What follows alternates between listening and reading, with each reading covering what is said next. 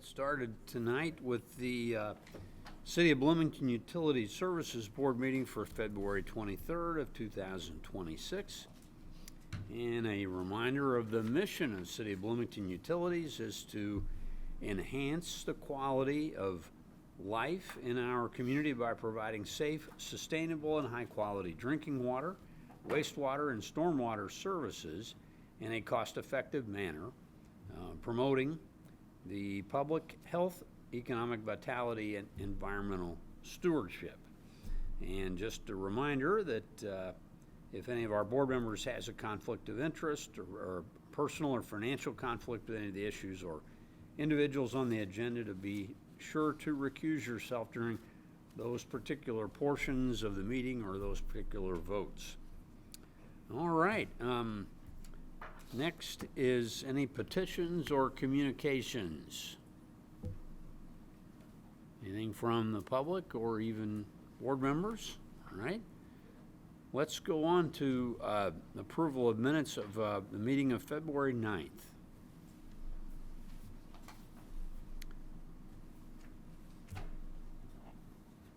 Any additions or corrections to the minutes? No, Meeting minutes from last week. Do I hear a second?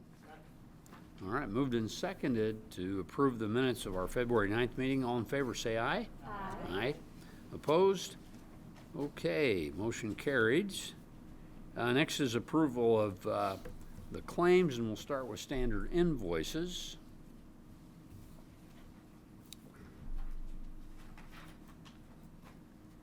And looks like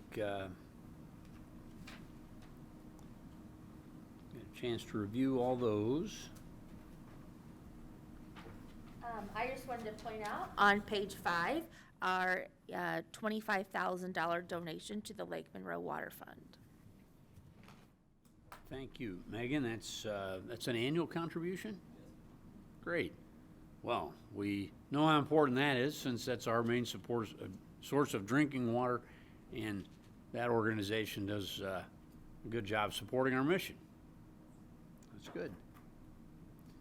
All right, well, our standard invoices then amount to $953,221.81.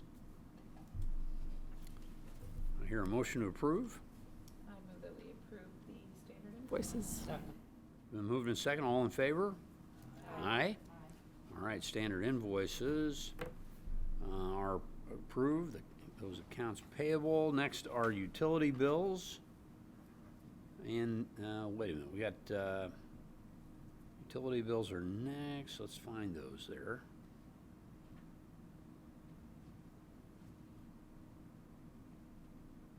There they are. Total utility bills for pay date February 19th is $216,846.30.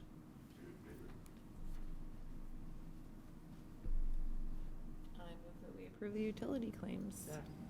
Moved in second. Any discussion on utility bills? All right, all in favor say aye. Aye. Opposed? All right, we've approved the utility bills. Next are wire transfers in the amount of $575,157.64.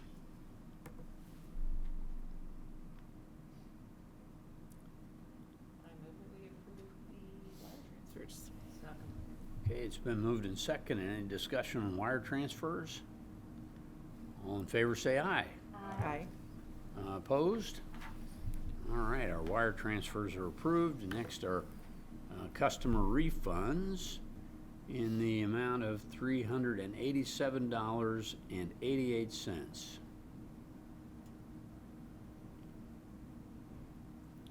I move that we approve the customer refunds. All right, moved in second. Any discussion on customer refunds?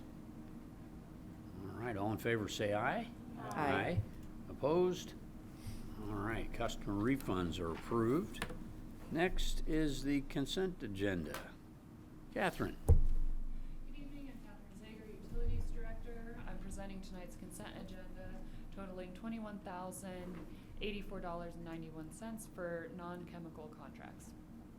First is with Grip Incorporated for $6,684.91 for flow meter installation at the Dillman wastewater treatment plant. Next is with Electric Plus Inc. for $14,400 for the installation of charging stations at Blucher Dillman and the service center. Next is with Airgas Specialty Products for $0.178 per pound for the 2026 supply of ammonium hydroxide, aqua ammonia at Monroe Water Treatment Plant. Is there any member who wishes to consider one or more of these items individually? Hearing none, if there is no opposition, these items will be approved as recommended by staff. Hearing no opposition, the consent agenda is approved. Great, thank you. The consent agenda is approved. Kat, my question would be on the charging stations. Do we already have them at Monroe, or I see that we've got 3 of our main facilities, but do we have one at the Monroe plant? No, we do not currently. We started with having them at the service center, Blucher and Dillman, since we're watching our water funds closely. For what? Since we're closely watching our water cash funds. Ah, yeah, okay, I got you. Thanks. All right, next is the request for approval of on-call service agreement with Decker Pest Control. Jose.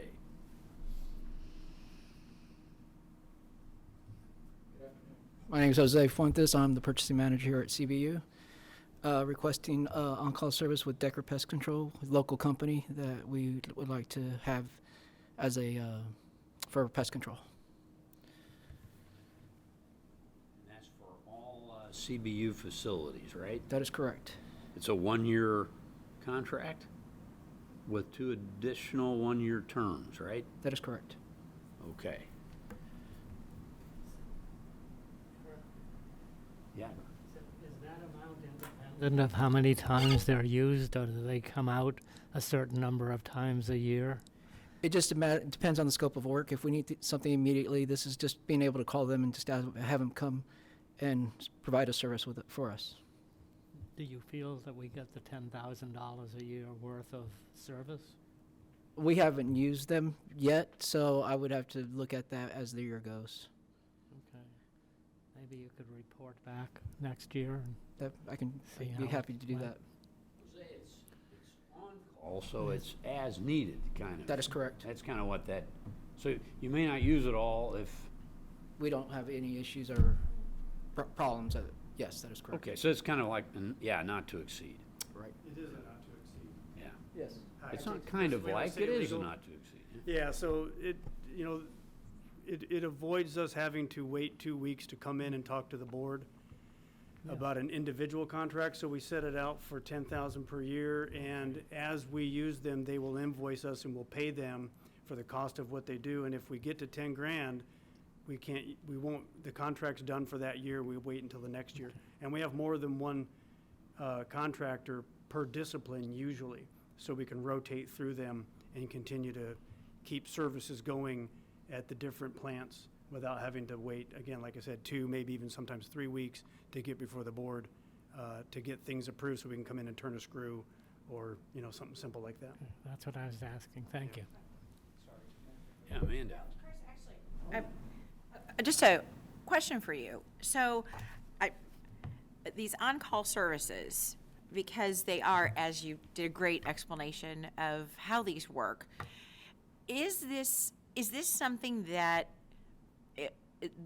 could the board approve on-call service contracts in a group like we do consent agenda, or is Well- it necessary? I guess I'm kind of. For me, it's like cost of business, I understand. Yeah, I see what you're saying. And you have to have X number of air conditioning people, HVAC people in contract, because we're a business that has to have, that type of service. If if electricity goes down, if we have a cockroach infestation, if we, there's just different things that to me, are just cost of service. And that we have the people that are in our back pocket when we need them, and we don't have to go through red tape. So I guess I bring that question of twofold. You know, how involved does the board really need to be in on-call services? And if we do require approval, probably in part because of maybe amounts, could they be bundled as here are the on-call services that we are renewing contracts with, or we're going into a contract with? Well, we have a cap on what we just got done with a consent agenda, but our cap through the controller's office is $25,000 and less. And a lot of these on-call agreements, arguably, this is a $10,000 per year, but from an accounting standpoint, we look at it as a $30,000 contract. So it's above what the consent agenda would permit. And so that's why we used to try and run them through the consent agenda, but arguably they probably shouldn't be. And so you've started seeing them on the regular outside of the consent agenda. And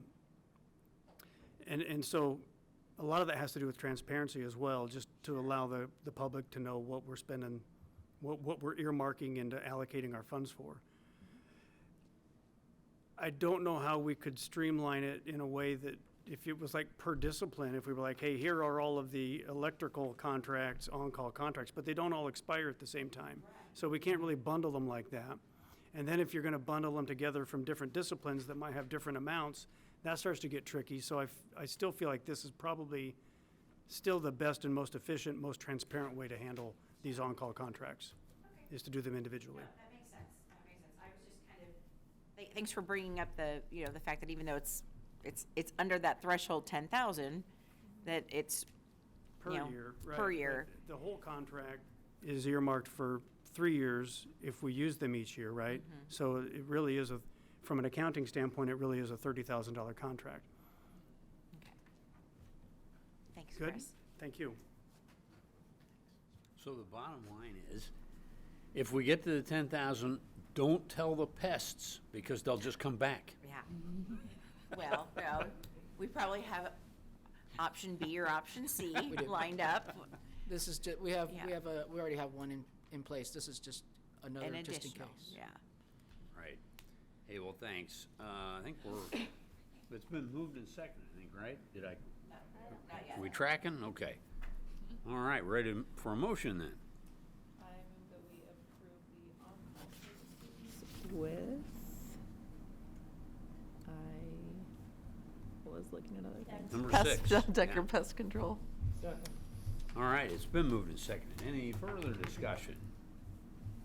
All right, all in favor, say aye. Aye. Aye. Opposed? All right, the on-call service agreement with Decker Pest Control is approved. Next is the on-call service agreement with B&L Sheet Metal. Jose? Good afternoon. This is just the second roofing company that we'll have as an on-call contract. So this is just, again, a just-in-case moment with B&L Sheet Metal and Roofing. And the amount there is $20,000, correct? Correct. Okay. All right, you're ready. Motion? I move that we approve the on-call services with B&L Sheet Metal and Roofing. Been moved and seconded. Any further discussion on this on-call agreement? All in favor, say aye. Aye. Opposed? All right, motion carries. Next then is approval of emergency services agreement with SET Environmental. Isabel? There's another page.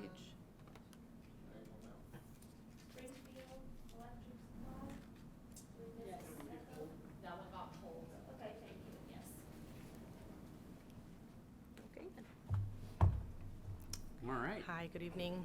My name is Isabel Quiroz. I am the hazmat coordinator for Environmental Division. I'm here to present a request for approval for an emergency contract of $33,000, $904.72. Any questions? Why is a contract such an odd amount? I'm sorry? Why is a contract such an odd amount? Oh, because that is the final cost of all the services So that were this is provided. the total cost for Correct. services. Yes. Well, you might elaborate a bit, the purpose of the contract. Yes, so on October of last year, at the intake, we have, just want to remind you guys, we have the intake, we have 2 underground vaults, which is where we inject copper sulfate and sodium permanganate. And there were some pieces that were being changed due to age. We think one of them was faulty, as it failed very quickly after it was changed. So that created this incident in which we had a spill inside of the vault.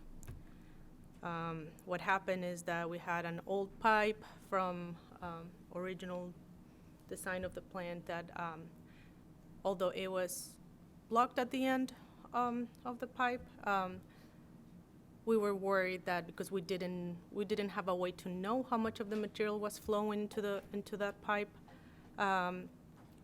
it was decided that we didn't want to take that risks, and the outflow of that pipe was close to the lake, and that's why it was decided to call said environmental to come and take care of the incident. Okay. Yes. So you said this incident took place in October? Correct. And it was addressed in October, correct? So why are they invoicing us so late on this? Yes, that is because they didn't pick up the waste right away. Usually when we have a chemical cleanup, it takes some time to do the waste profiling, and we had some tests and some analysis done to know what's going to be the cost of disposal. And then we had to schedule it, so that took a little longer. And then invoicing, it usually takes them a little longer as well. Great, thank you. Yeah. Okay, I hear a motion to approve the contract with SET Environmental. I move we approve the contract with SET Environmental. Second. All right, it's moved and seconded. Any other discussion? Okay, all in favor, say aye. Aye. Opposed? Okay, that services agreement is approved. Next is the request for approval of the service agreement with Reedy Financial Group, and Matt Havey's going to talk on that. So I don't know if you remember, but a year or so ago, we changed our payment processing process. Ever since then, we've had some challenges reconciling some of our accounting accounts. So we've been trying to figure it out ever since that change was put into place. So we're going to see if a second set of eyes can help us figure some of these things out. So. With accounts, did you say which type of accounts? Our revenue accounts and our bank statement. Okay. Yeah, go ahead. So I guess I apologize if I don't recall. Sure. Can you elaborate on what the change was? Because I don't remember hearing about this. So we used New World, which is a Tyler software product, and they forced us in to update to Tyler Payments, and ever since we've changed to Tyler Payments. Who forced us to change to Tyler Payments? Tyler, Okay. yeah. Okay, yeah. so they They updated the way they process the payments, and ever since then we've had some challenges. So okay. Do they offer support that's just not been what we need? they haven't been able to help us out now. Are there other utilities that use this software that experience the same issues? That I don't know.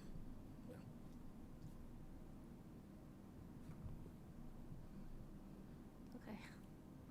How, what's our discrepancy that, I'm sure we're not talking about a few dollars on the bottom line. It's not crazy. It's probably less than $1,000 every month. But before we switched to this payment process, we could balance to the penny every single time. Sure, Yeah. yeah. So. I feel I mean, that's important Mhm. accountability, we appreciate that. I just wondered how far are we? Okay. I just wish they could offer you more support. As That do I. seems like As if do- that's our contract with them, that's their job to make sure that it balances for us. And I'm not understanding a $30,000 contract for them, like, I guess not knowing, That's just what they wanted the engagement letter to say. It will not cost anywhere near that. So it's the not to exceed, Yeah, basically. and you'll only pay for what's Mm-hmm. used. Correct. How long's our contract with Tyler? That I don't know, to be honest with you. and is Tyler a group that we exclusively use, or is it a group that the city of Bloomington? The whole like city uses it. The whole city Yeah, uses it? yeah. And are other departments experiencing this problem, or do other departments not have the accounting system we do? I don't know if they're experiencing the same problem or not. All I do know is that the amount of transactions that we do is much greater than any other department in the city. So, except for maybe parking, but Yeah.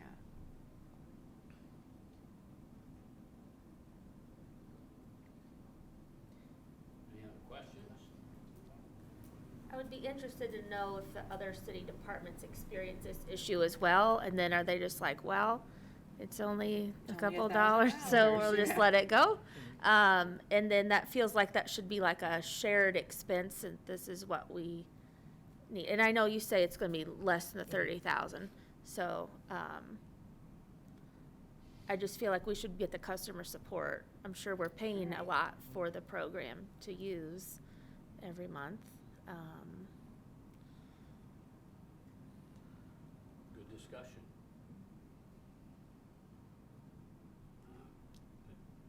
Hear a motion to approve this service agreement? I move that we approve the contract with Reedy Financial Group. Been moved and seconded. Any other discussion or questions? What's the sense of urgency, as far as like this month, just to get it reconciled this month, or could we I wanna say, I have the confidence in you that if I would question this, it's just like, could we see are the other departments experiencing this, and, I can you find know, out. like, Yeah. I guess that would be my hesitation here, is like, how, what's it like for other folks? That's my question. And, so like if I were to, wish that we would delay this vote till next time, is that putting you, another month behind, or what's the time frame for you? I think we can get started. So. Okay. And I guess I'd just like to, again, I'd like to see what the, like, a little bit more information about what the discrepancy is. I mean, in the type of budget that we run, $1,000 doesn't seem like a ton of money. But I respect the need to balance out each month. I respect that. It just, I just feel like a $30,000 contract to figure out an accounting error that should be resolved by a company that we are contracting with is a lot of money to, I mean, they may turn around and say, oh, here's the problem, and we have it in a week, and it costs us $1,000. I don't know necessarily that that will be the case, because I'm sure we've had you and other people in the department looking at this. So, I think I'm leaning more towards either voting no or tabling for just a little bit more information. Well, That's what you're looking for, specifically. You are getting that information from. Well, I think Megan suggested, are there other departments, are other departments balancing out? If this is something that's used by the city, are there other issues? There'll be conversations with parking and. Yeah. Maybe Parks and Rec, and then maybe there's another city that also uses this, that we could say, hey, that has a big, revenues, that we could check with them, and how was their transition? How did it balance for them? Or if there's a department that's in here locally, that they say, yeah, we had that same problem, and Right. here's the solution. I mean, I guess those are the types of things that I would want to note. And if we are having a problem as the city with people not being able to reconcile accounts, if we're working in a silo here and having an issue and someone else is having an issue and we're not talking to each other about the issue, as a larger group, we'll have more power saying this is not a solution for us. Again, I'm not fully understanding how it all works, but if other departments are using it, I'd be very curious to know if they can't balance. So Amanda, from a procedural point of view, we do have a motion and a second on the floor, so we're gonna have to vote on it. And then if we vote no, then we can ask that it be brought back in 2 weeks or whenever. Thank you, Jim, for keeping us in Yeah. line. Okay, so yes, if there's, I thought we were still under further discussion. No, I let it lapse. Okay. I believe we had a motion and a second. We could move the table, Not there's a motion and a second. uh, The motion currently in front of you. so we have to act on So we have to vote on it. it. Okay, Can I ask another question? sure. So you all are going to do more research on this. If it turns out that we do need outside help, like, I would assume that you're not going to use it until you've found, all the information that you need. So, like, I'm inclined to approve it knowing that you're not going to use, like, it's not a guarantee that they're going to spend this money, but that it doesn't make them wait for us to vote on it again.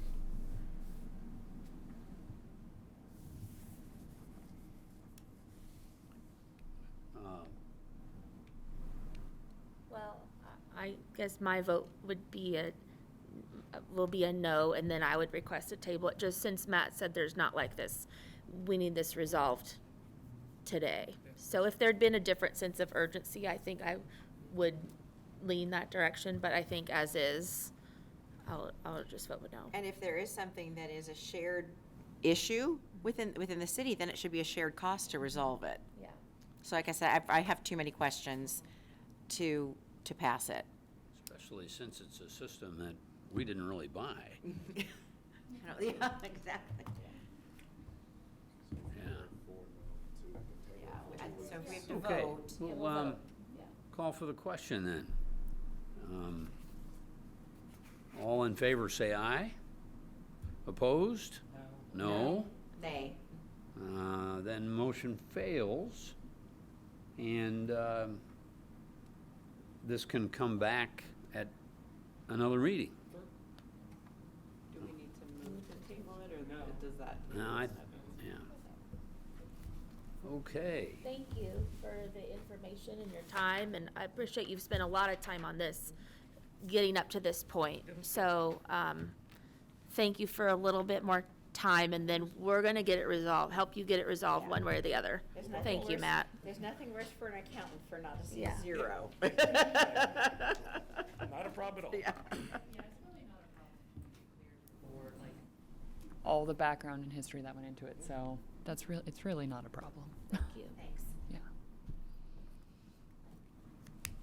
Okay, the next item on our agenda is requesting approval for amendment number 2 of the on-call services agreement with Brehab Corporation.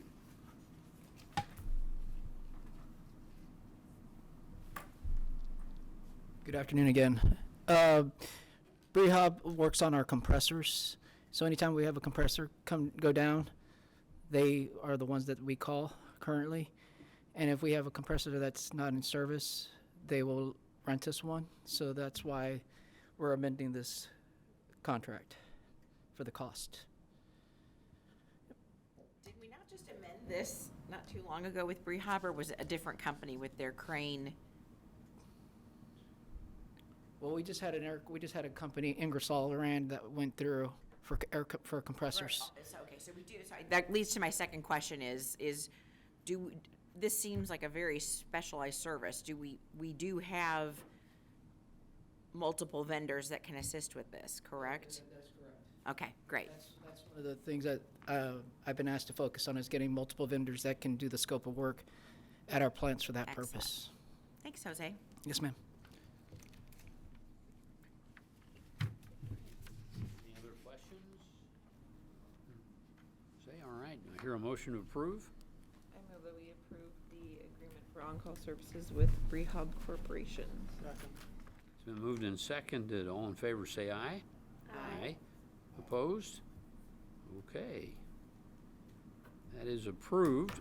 Next is request for approval of amendment number 2 to the on-call services agreement with Todd Septic LLC.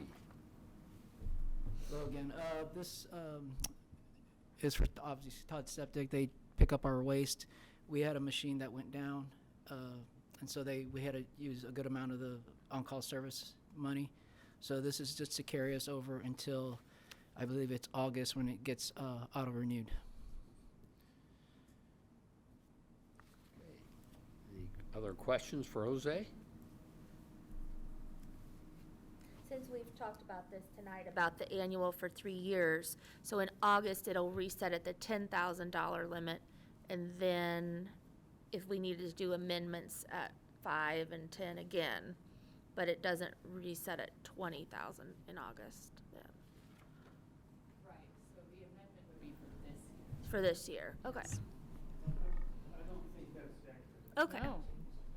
So the way the on-calls work is that in order to automatically renew, they have to renew under the exact same terms and conditions of the existing agreement. So if we increase the not to exceed now Oh, okay. in its own amendment, it will renew at that amount. At 20 then? Yes. Okay, Exactly. thank you. Just since we discussed that with other contracts tonight, then I wondered. Yeah. Really good question. I move that we approve the agreement for on-call services with Todd Septic. All right, it's been moved and seconded. All in favor, say aye. Aye. Opposed? Okay, motion carried. Next is amendment number 1 to the service agreement with Corson Fire and Security. Jose? Yes, good afternoon again. This is just to move the expiration date. It was set, I believe, in April to move it to the end of the year, so that they can do our inspections throughout the year. This is just a date change. Correct. On the contract. And it's to inspect the backflow devices, fire suppression system, alarm detection systems, and fire extinguishers at all CBU locations. That is correct. As well as our vehicles and heavy equipment, they'll inspect them all. Are these annual inspections?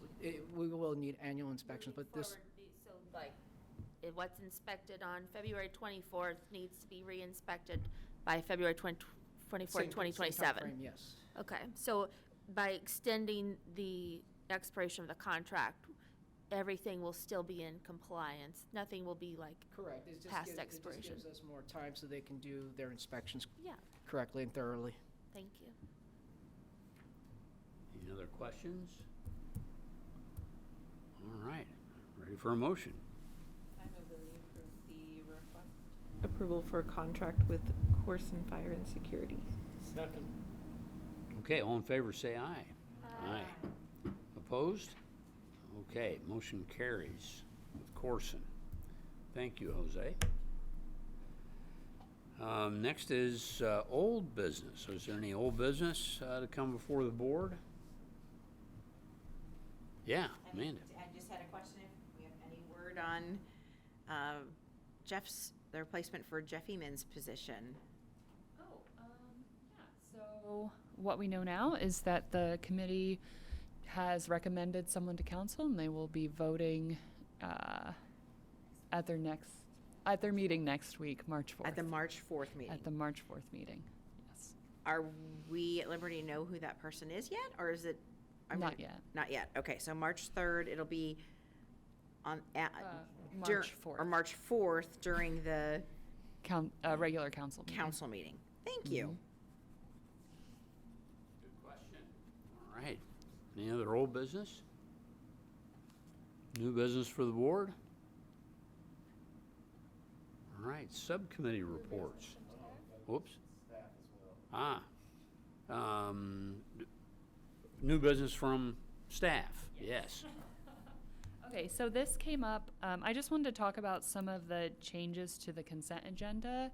So, Chris, Rachel, and myself sat and thought about the consent agenda just to make sure we were continuing to stay mindful of what we were putting on there and what we were not. And so it already came up today that these on-call contracts were not on the consent agenda, and we discussed why that was, because the many of the on-call contracts have 2 renewal periods, which would put them above that $25,000 limit, which is why those were pulled from the consent agenda.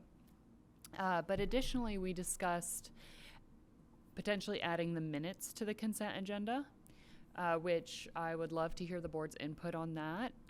Any pros, cons to that. And then another kind of rule that we made for the consent agenda is that any contracts that are associated with new projects shouldn't be on the consent agenda, because we want to make sure that we're giving the board the opportunity to discuss any new projects, even if that project or that contract would be under that 25K.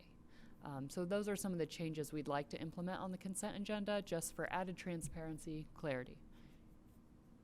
Thoughts? Yeah, the last thing you mentioned sounds fine. With regard to the minutes, it takes only 30 seconds for Kirk to say, is there approval of the minutes? Are there any questions? Well, if there are any questions, they would also come up if it were on the consent agenda. So I don't see that it saves us any time. In fact, it would probably take more time for you to go through that. So I think it's pretty efficient the way it is right now. And We were questioning sometimes some of the minutes, yeah. I agree with you. I agree with Jim. Yeah. 100%. May make Good it thing. longer to put the minutes on the consent agenda. Yeah. All right. I'm okay if they, I just, like, I see it your way, I'm fine with it to just say I approve or ask questions, but I'm on other boards that they aren't included in the consent agenda, so, I think that just, either way, so I agree, it just takes 30 seconds to do that, so that's fine. I could see how if there were consistent things, with our, claims that, I mean, usually like the wire transfers, that's just like straight through.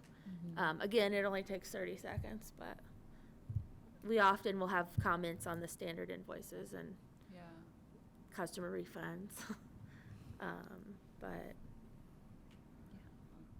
I appreciate your taking the time to look at that and see how can we Yeah. streamline things.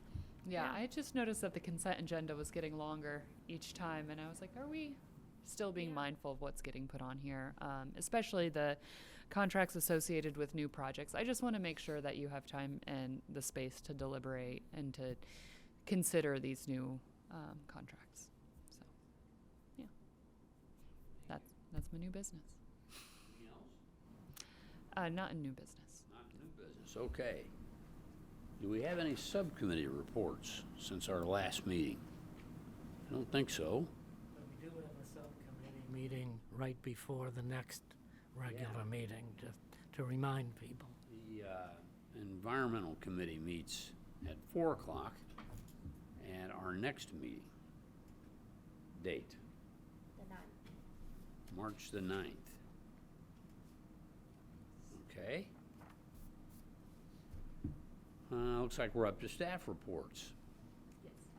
I just wanted to put a quick invite or reminder that we have we have an IURC field hearing at council chambers this week on Wednesday, the 25th at 6 p.m. The IURC. field hearing. So this is an opportunity for the public to voice any concerns, opinions, thoughts that they have on our rate case. And could you repeat the date on that? Yeah, Wednesday, February 25th at 6 p.m. So Wednesday, February 25th at 6 p.m. at City Council Chambers. Yes. And 6 p.m. and this is open to the public, and the public should appear if they have any concerns or comments. Mm-hmm. So Kat, who will be there? Will Chris be there? Will you be there? I will certainly be there. Chris? Chris is nodding too. Chris is like, yes, I will be there. Matt, will you be there? Yes. I think we, I hope the public's there. Curious about who's gonna be there from CBU and Yes. City. The from deputy mayor CBU intends to attend. especially, 'cause then Deputy be mayor quite- intends to attend. I intend to be there. You'll be there, that's, Kat's gonna be there. yeah, uh, just, so we need a lawyer The there. commissioners, yeah, and outside counsel, Dave McGimsey will be present as Okay. well. There will be the two commissioners that have been appointed to the case from the IURC will be present. Members of the OUCC will also be there. I don't know whether any of the interveners will be there, probably not, but that's generally, You have who all any will be sense there. of how much representation from the public? well, historically, zero. Really? You can't ever know. Yeah, But well, historically, just, we've had this field hearing and it lasts about 15 minutes and no one's there. I'm just thinking back to the Duke meetings, it was overflowing with public, Yeah. So, I mean, People- it- so. Yeah, yeah.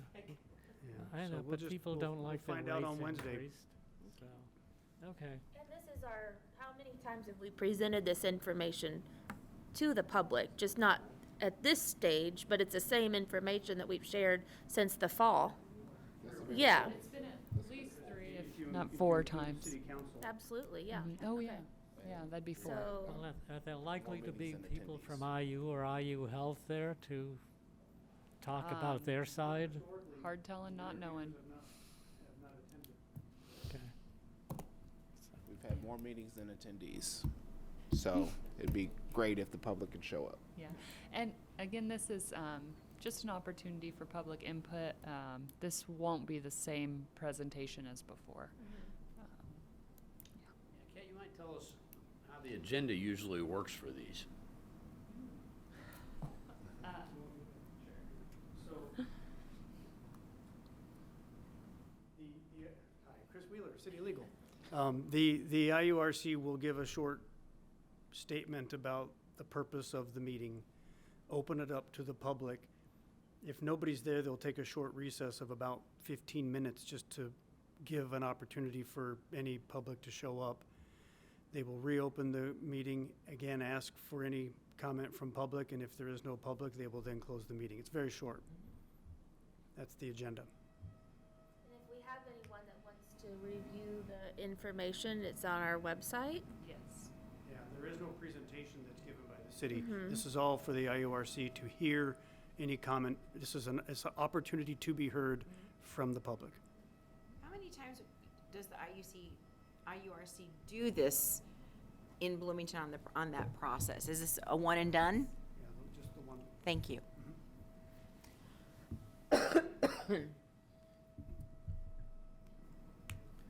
It's interesting that it's a field hearing, but there's no presentations by both sides, I guess. I mean, we would, we expect full transparency for people and ability to people to come to speak, but if they bring up questions, which they might, you would expect the public to have questions. How would those get answered at a hearing like this?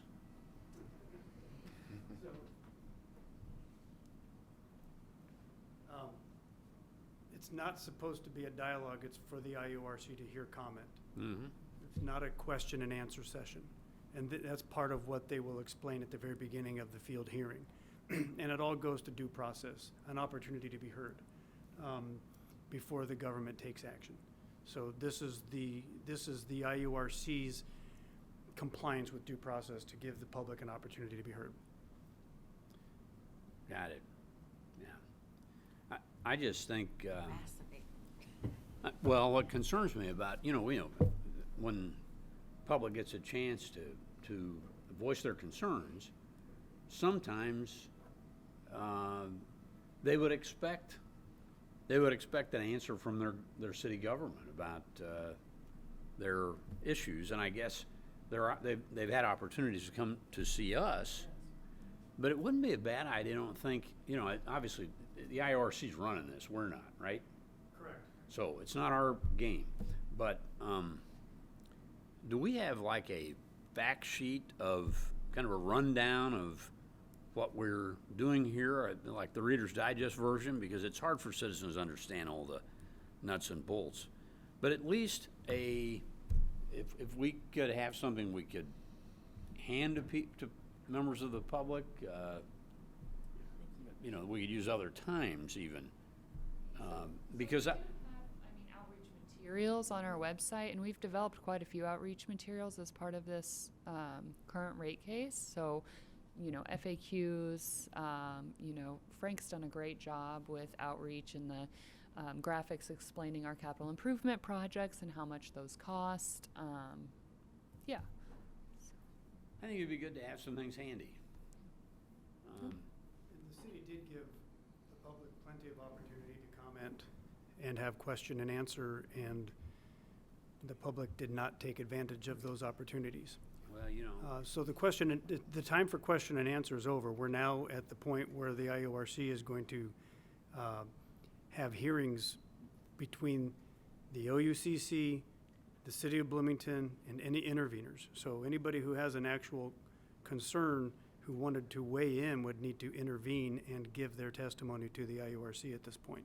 We're beyond question and answer. Again, if the public has general questions about what we've proposed in some of our presentations to both this board and council, we're happy to answer those questions. and since it's not our meeting, we wouldn't be standing up to answer those questions. Right. But if members of the public show up, it'd be good to be able to have something you could hand to them and say, hey, here's where you go to get the information, or here's the fact sheet, or whatever.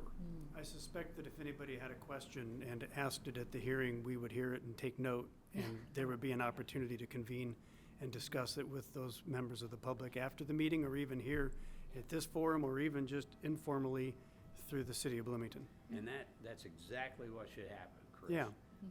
What I get concerned. But what's not going to happen is the IORC is not going to try and answer any questions because they don't represent us and they don't even know the answers. Right, So- but what I'm saying is, what I should say is, over the past week, I've seen an increased amount of social media dialogue about this, more than I'd ever seen back when we had our own discussions about it.